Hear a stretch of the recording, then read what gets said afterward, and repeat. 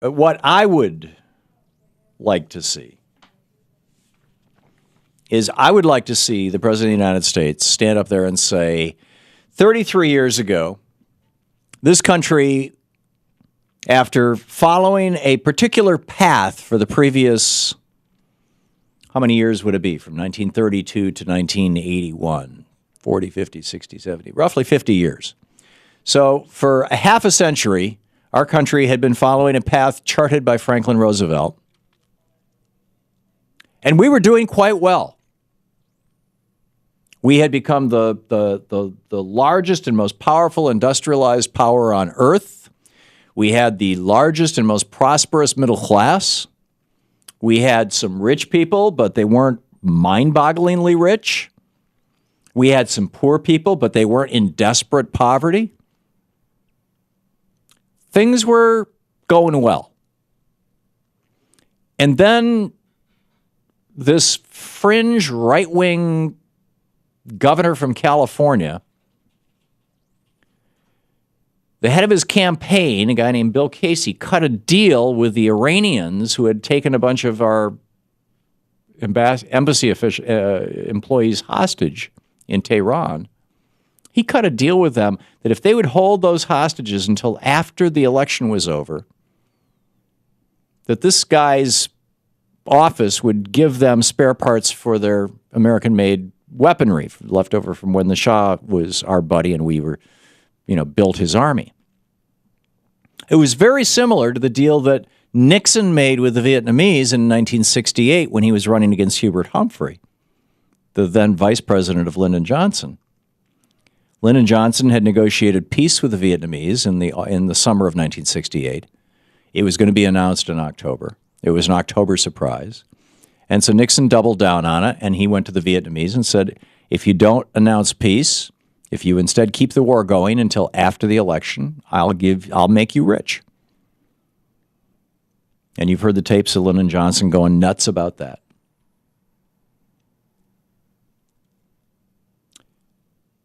I'm not sure I want, the president to say all that, right? I'm quite sure that he never would.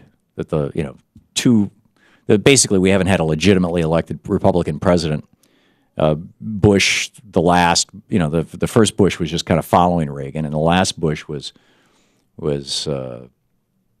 decided by the Supreme Court. So we really haven't had a legitimately elected Republican president since Eisenhower.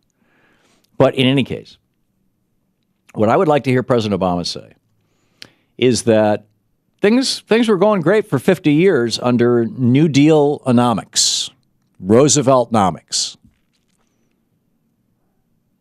And not just economic policies, social policies. We're all in this together. We build schools together. We build hospitals. If you want to run a health insurance company, it has to be nonprofit. If you want to run a hospital, it has to be nonprofit. If you want to start a school, it has to be nonprofit. There are some things that just shouldn't be in the for-profit arena. We're going to enforce the Sherman Antitrust Act, break up AT&T. I mean, all these kind of things. It all worked. It was working. There were a lot of problems, right, during that 50 years before that. We were just making the transition out of legal apartheid. The women's movement really caught fire in the 60s and 70s. It was a time of a lot of change and transition. But in terms of what Congress and the president can do, it was a good time. And then Reagan came along, and he put us in this completely different world of Reaganomics. And so for 32 years, we've been living in this world of Reaganomics, where the top tax rate has been below 70%. It was during those 50 years before that, it was always above 70%. The top tax rate right now that people like Mitt Romney pay is 20%. Capital gains or carried interest. So, it's a new tax era for 32 years. We cut the taxes on the job creators, and we were promised that they would create jobs. Where are the jobs? Reagan was a big advocate of global free trade. George W. Bush, his New World Order. George Herbert Walker Bush, his vice president, talked about the New World Order. Okay, we've got the New World Order for 32 years. We've been running on this New World Order. What has it done for us? Nothing. It's screwed us. Our trade policies stink. Our tax policies stink. Our trade policies stink. Our all the progress that we made during the preceding 50 years on education, the environment, the health, the economic health, and frankly the physical health of the American middle class has been reversed for 32 years. It didn't just hold steady; it's been reversed. And meanwhile, trillions of dollars have flowed from the bottom 99% to the top 1/10 or 1/100th or 1/1000th of 1%. To the point now where America looks like it did in 1929 and before the crash. And that's not a good thing. That's a dangerous thing. 32 years of Reagan. I would like President Barack Obama to declare dead the failed experiment of Reaganomics and say, I'm going to roll back the Reagan tax cuts.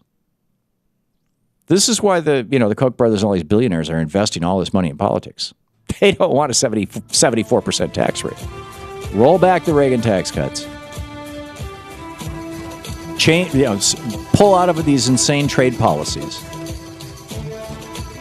Start actually enforcing the laws with regard to environmental protection and give workers an opportunity to unionize. That's what I'd like to do. In fact, I'd roll back Taft-Hartley. You're listening to the Thom Hartmann Program. Call 866-987-THOM. Just clearly and unambiguously say 32 years of Reaganomics has failed this country. It's time to try what we know works.